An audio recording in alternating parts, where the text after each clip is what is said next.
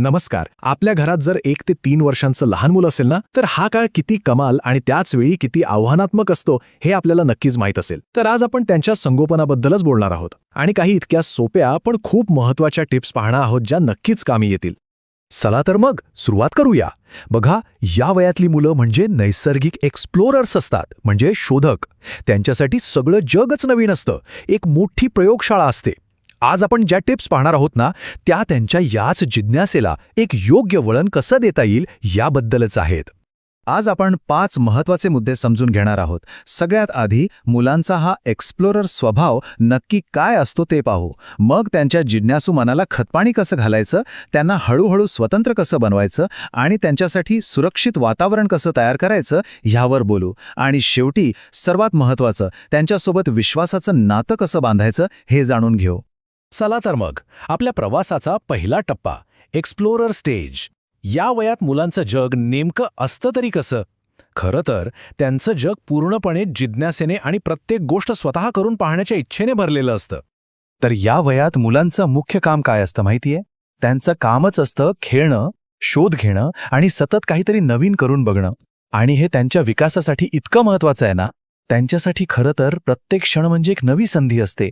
काहीतरी नवीन कौशल्य शिकण्याची, एखादी छोटीशी समस्या सोडवण्याची किंवा त्यांच्या कल्पनाशक्तीला मोकळं सोडण्याची. आता पुढचा मुद्दा. मुलांची ही जी शिकण्याची नैसर्गिक वृत्ती आहे, तिला आपण आणखी कसं जोपासू शकतो?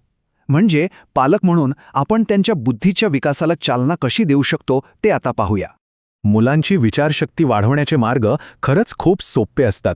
जसं की नाक कुठे आहे, कान कुठे आहेत असं विचारून त्यांना शरीराच्या भागांची ओळख करून देणं, किंवा सोपी कोडी आणि अभिनयाचे खेळ खेळणं. या छोट्या छोट्या गोष्टींमधून त्यांची समस्या सोडवण्याची क्षमता वाढत जाते. आणि हो, त्यांच्यासोबत बसून पुस्तकं वाचणं आणि भरपूर गप्पा मारणं हे तर सगळ्यात महत्त्वाचं आहे. भाषा शिकवण्याची ही एक खूपच सोपी आणि प्रभावी पद्धत आहे. बघा, जेव्हा मूल एखादा शब्द म्हणतं तेव्हा तोच शब्द आपण पुन्हा म्हणायचा आणि त्यात अजून एका शब्दाची भर घालायची.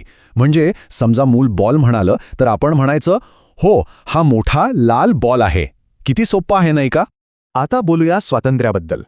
मुलांना हळूहळू स्वतंत्र बनायला प्रोत्साहन देणं खूप गरजेचं आहे. यातून ते फक्त नवीन कौशल्य शिकत नाहीत, तर त्यांचा आत्मविश्वासही खूप वाढतो. कपडे घालण्यासारखं साधंसं काम सुद्धा मुलांसाठी एक मोठं मिशन असतं. जेव्हा ते स्वतःचे कपडे घालण्याचा प्रयत्न करतात ना, तेव्हा त्यांच्या स्नायूंचा विकास तर होतोच, पण त्याहूनही महत्त्वाचं म्हणजे मी हे स्वतः करू शकतो ही स्वातंत्र्याची भावना त्यांच्यात रुजायला लागते. आता वळूया खाण्यापिण्याकडे. अनेक पालकांसाठी जरा चिंतेचा विषय असतो, बरोबर ना? पण एक गोष्ट लक्षात ठेवा, या वयात मुलं अनेकदा खाण्यापिण्याच्या बाबतीत चोखंदळ बनतात किंवा त्यांच्या आवडीनिवडी सतत बदलतात. आणि हे पूर्णपणे नॉर्मल आहे, काळजी करण्यासारखं काही नाही. जेवताना थोडा पसारा होणारच, तो त्यांच्या शिकण्याचाच एक भाग आहे. आपलं काम आहे त्यांना नवीन पदार्थ खाण्यासाठी हळवारपणे प्रोत्साहन देणं, कोणतीही जबरदस्ती न करता फक्त एक छोटा घास देऊन बघा. आणि सगळ्यात महत्त्वाचं काय असेल तर ते म्हणजे संयम. घराबाहेरच्या छोट्या छोट्या सहलीसुद्धा खूप महत्त्वाच्या आहेत. म्हणजे अगदी जवळच्या बागेत जाणं किंवा बसमधनं एक फेरफटका मारणं. या साध्या गोष्टीमधनं मुलांना सुरक्षितपणे नवीन गोष्टींचा शोध घेण्याची आणि त्या अनुभवण्याची संधी मिळते. आता आपण एका अत्यंत महत्त्वाच्या विषयाकडे वळतोय, सुरक्षता. याचा अर्थ असा आहे की मुलांसाठी एक असं सुरक्षित वातावरण तयार करणं जिथे ते कोणत्याही धोक्याशिवाय मुक्तपणे आपलं शोधकार्य चालू ठेवू शकतील. घरात सुरक्षितता ठेवणं अजिबात अवघड नाही. फक्त काही गोष्टी लक्षात ठेवायला हव्यात. जसं की जिन्यांवर गेट्स लावणं, विजेच्या सॉकेट्सना कव्हर लावणं, सुरी कात्रीसारख्या धारदार वस्तू त्यांच्या हाताला लागणार नाहीत अशा ठिकाणी ठेवणं. आणि हो, गॅसवरच्या भांड्यांचे हँडल नेहमी आतल्या बाजूला वळवून ठेवणं. या छोट्या सवयी मोठे अपघात टाळू शकतात. बरं, घरातल्या सुरक्षिततेबद्दल तर आपण बोललो, पण घराबाहेरच्या वातावरणाचं काय? तिथे मुलांची सुरक्षितता कशी जपायची? इथे काही नियम आहेत जे कधीही मोडायचे नाहीत.